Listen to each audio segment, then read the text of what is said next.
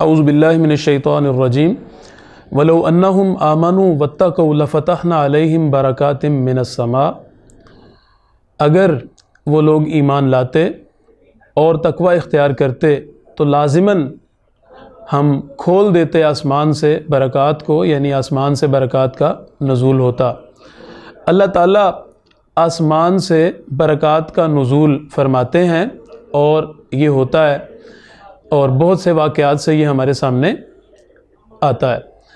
सवाल ये है कि आज अल्लाह ताला की बरक़ात का ज़हूर क्यों नहीं हो रहा, आसमान से बरक़ात नाजिल क्यों नहीं हो रही।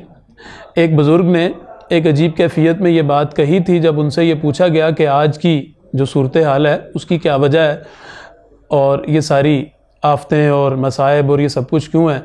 तो उन्होंने कहा कि भाई जो नीचे से ऊपर जाएगा वही ऊपर से नीचे आएगा, यानी जो कुछ हम भेजते हैं वही कुछ आता भी है। इसी को अल्लाह ताला ने किताब में सूरा रोम में फरमाया, ज़हरल फ़सादु फ़िल बर्रि वल बहरि बिमा कसबत ऐदिन नास लियुज़ीक़हुम बाज़ल्लज़ी अमिलू लअल्लहुम यरजिऊन। तो अल्लाह ताला की बरक़ात का नुज़ूल किन चीज़ों से रुक जाता है। अब्दुल्ला इब्न उमर रज़ी अल्लाह अन्हु का से रिवायत है, रसूलुल्लाह सल्लल्लाहु अलैहि वसल्लम का एक फ़रमान है, उसकी रोशनी में चंद चीज़ों को हम समझ लेते हैं। रसूलुल्लाह सल्लल्लाहु अलैहि वसल्लम ने फ़रमाया, अब्दुल्ला इब्न उमर रज़ी अल्लाह अन्हु रिवायत करते हैं कि जब बेहयाई आम हो जाए तो बरक़ात उठ जाती हैं। अपने मुआशरे को देख लीजिए कि बेहयाई कानूनी सतह पर जारी व सारी है। फिर रसूलुल्लाह सल्लल्लाहु अलैहि वसल्लम ने फ़रमाया कि ज़कात की अदम अदायगी की वजह से भी बरक़ात का नुज़ूल रुक जाता है। अब देख लीजिए कि हमारे मुआशरे में कितने फ़ीसद लोग हैं जो ज़कात अदा करते हैं। अमवाले ज़ाहिरा और अमवाले बातिना दोनों के एतबार से क्या रवैया है। फिर इसी तरह रसूलुल्लाह सल्लल्लाहु अलैहि वसल्लम ने फ़रमाया कि अमानतों में ख़यानत से भी बरकत उठ जाती है। अमानतों में ख़यानत, रसूलुल्लाह सल्लल्लाहु अलैहि वसल्लम ने फ़रमाया कि इससे बरकत उठ जाती है, लेकिन आप अपने मुआशरे को अगर देखें तो अमानत की पासदारी करने वाले कितने लोग बाकी रह गए हैं। वो तो हुज़ैफ़ा बिन यमान रज़ी अल्लाह अन्हु ने उस ज़माने में फ़रमाया था कि जो क़यामत की या फितनों की जो अलामात ज़ाहिर होनी थी उनमें से जो सबसे पहली शय ज़ाहिर हो चुकी वो ये कि अमानत का उठना है, और अब मैं सिर्फ फ़लाँ फ़लाँ फ़लाँ फ़लाँ और फ़लाँ शख्स से मामला करूँगा। तो आज जिस ज़माने में हम रह रहे हैं तो यहाँ पर कसरत से ख़यानत मौजूद है जो बरक़ात के नुज़ूल को रोके हुए है।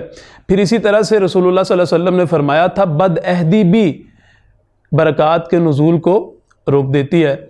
बदअहदी, आप इसको भी अपने सर की आंखों से मुशाहिदा कर सकते हैं, इसके लिए कोई बसीरत होनी लाजमी नहीं है। फिर इसी तरह से रसूलुल्लाह सल्लल्लाहु अलैहि वसल्लम ने फ़रमाया, बहुत अहम बात जो इन तमाम बातों को जमा करती है, इनकी जामे है, बड़ी कंप्रीहेंसिव जो है वो स्टेटमेंट है, रसूलुल्लाह सल्लल्लाहु अलैहि वसल्लम का फ़रमान है कि अगर अल्लाह ताला के कानून के मुकाबले पर बिलमुकाबिल कोई कानून जारी किया जाए तो भी आसमान से बरक़ात का नुज़ूल रुक जाता है।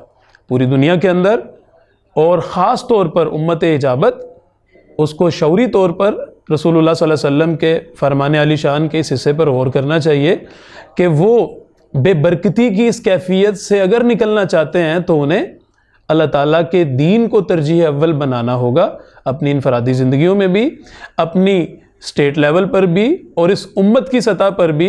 जैसा कि रसूलुल्लाह सल्लल्लाहु अलैहि वसल्लम ने एक तरतीब हमें अता की थी, उसी तरतीब के मुताबिक हमें अपने आप को ढालना होगा ताकि आसमान से बरक़ात का नुज़ूल हो। ये अल्फाज हैं कि अगर वो तौरात और इंजील को कायम करते लाकालू मिन फ़ौक़िहिम, और वो अपने पैरों के नीचे से अल्लाह उनके जो है वो रिज़्क़ निकालता और वो अपने पैरों के नीचे से खाते, यानी अल्लाह ताला आसमान और ज़मीन दोनों से बरक़ात का नुज़ूल और उनका ज़हूर फरमाता।